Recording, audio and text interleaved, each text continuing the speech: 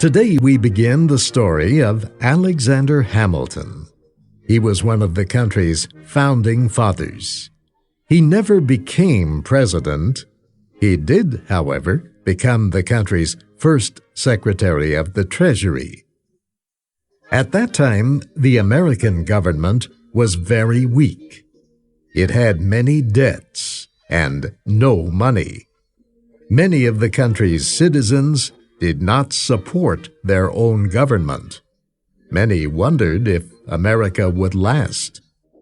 In a few years, however, there was a change. This change was produced in large part by the energy and imagination of one man, Alexander Hamilton. Hamilton wanted to make America a strong and important nation. He wanted it to become the equal of the powerful nations of Europe. There is much mystery about the early days of Alexander Hamilton. Some facts about his childhood and youth have been clearly established. Others have not. Historians think he was born around 1755 or 1757.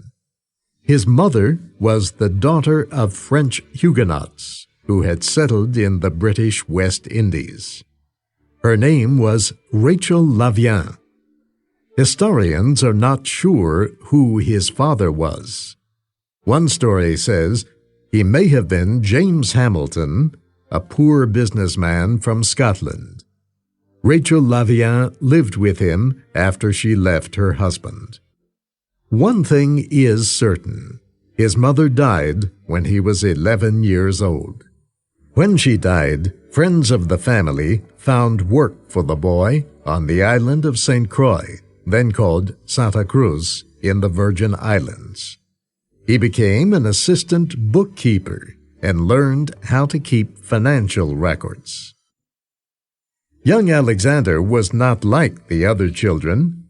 Other children played games. He talked about becoming a political leader in the North American colonies. He read every book that was given to him in English, French, Latin, and Greek. At a young age, he learned a great deal about business and economics, and he developed an ability to communicate ideas clearly and powerfully. He showed great talents as a writer, very observant, and gained notice when he wrote an account of a local hurricane, which was picked up by the local press. Valerie Paley is a historian at the New York Historical Society. She says Hamilton's writing was so good that his boss and some other people decided to help him get a good education. They gave him money so he could attend a college in New York City.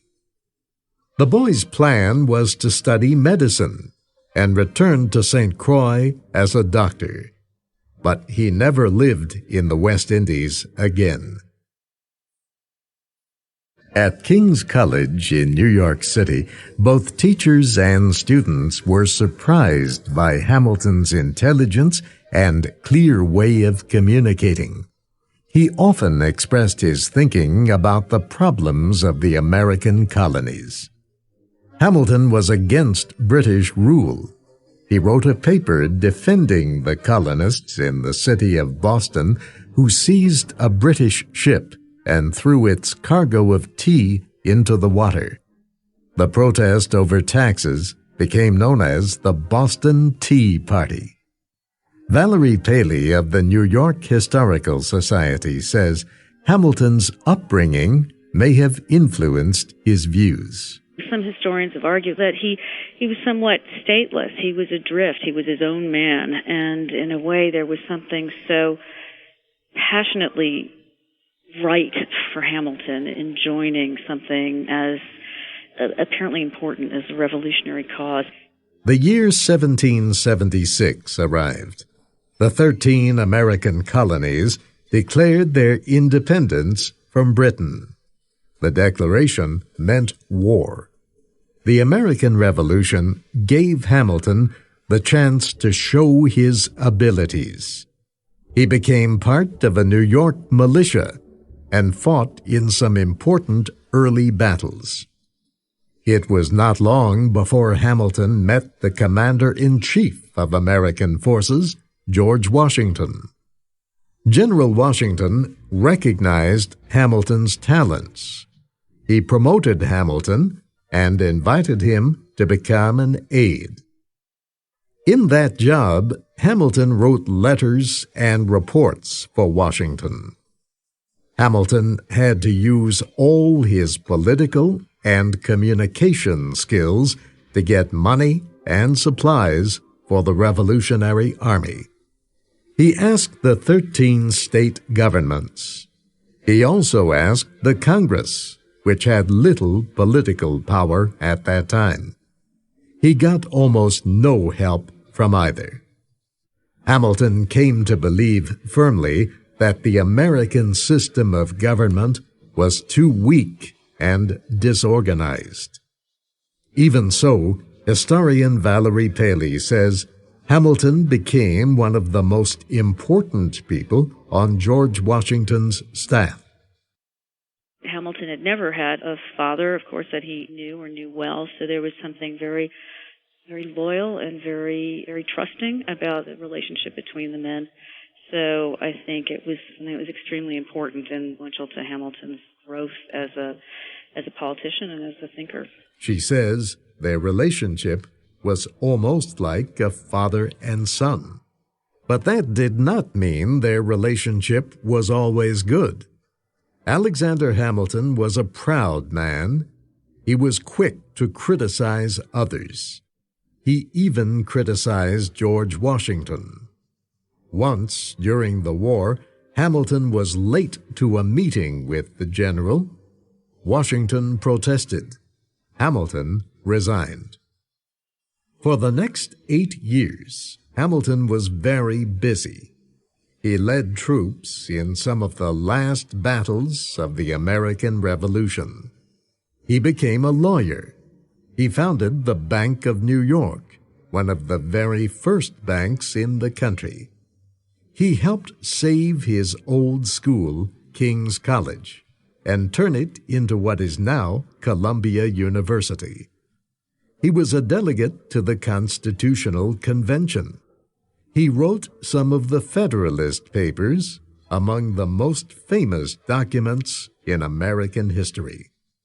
Hamilton's defense of a strong central government persuaded many Americans to ratify the Constitution and establish a new system of government. Historian Valerie Paley says Hamilton had a visionary way of thinking about the world. He thought up, some would argue, the whole notion of what modern America is in terms of the way government works, in terms of finance, banking. He saw the importance of certain structures we take for granted before they even existed.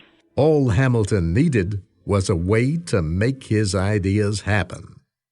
George Washington gave Hamilton that power. When Washington became president, he forgot their disagreement during the war. He asked his former aide to become the country's first Secretary of the Treasury. The job would be difficult. The United States at that time was a financial basket case. Business historian John Steele Gordon wrote a book about Hamilton. There was no real money supply. In the colonial days, they had used a hodgepodge of coins from British and Spanish and Portuguese and what have you. It's a very chaotic system. In other words, there was no such thing yet as American money. John Steele Gordon says America also had to borrow heavily to pay for the Revolutionary War. The new nation was deeply in debt.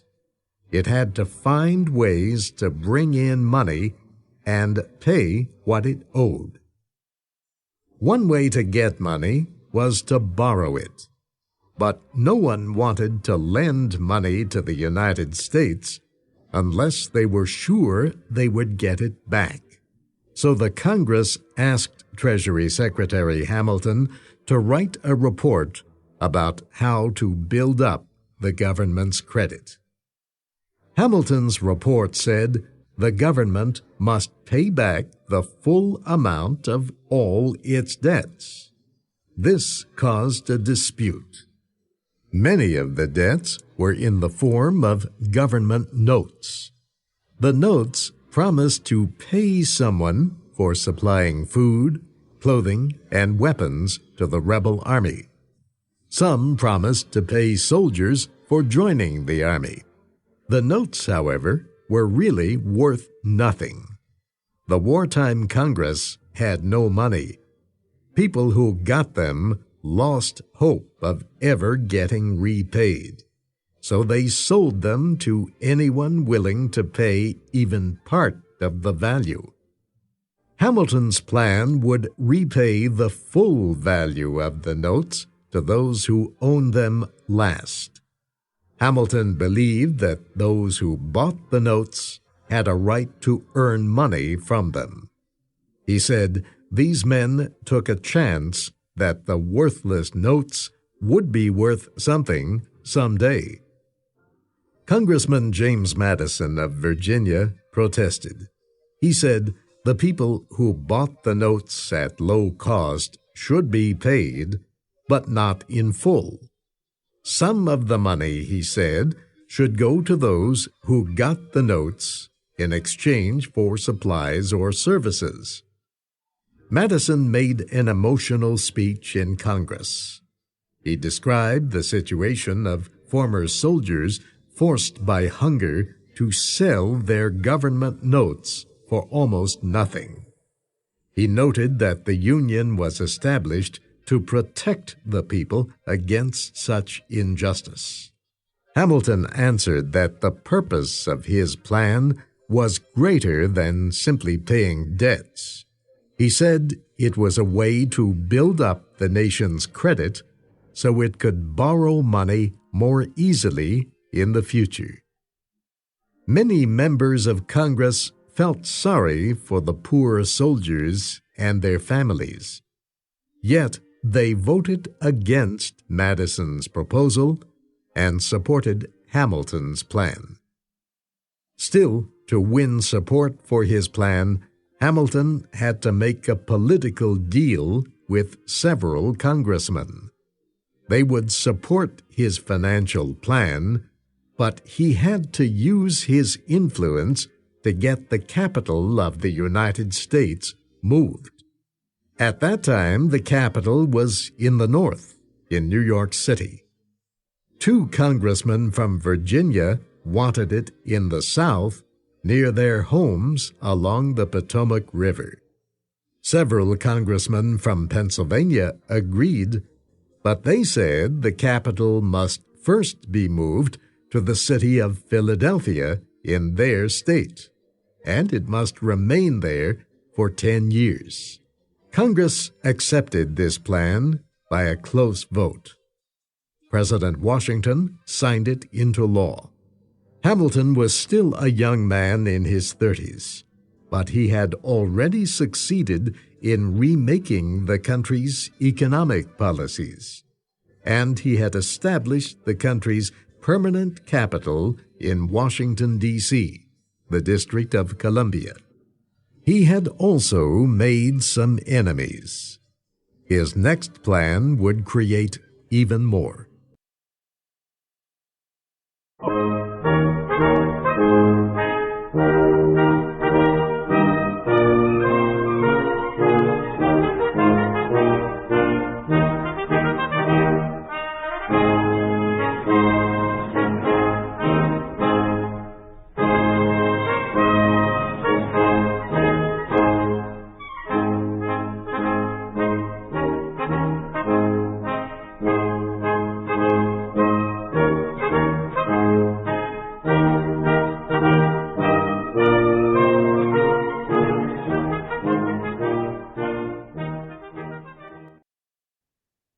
Thank you for watching. Can you do me a favor? Please leave a comment in the comment section below. That would really help. Thank you, and see you again soon.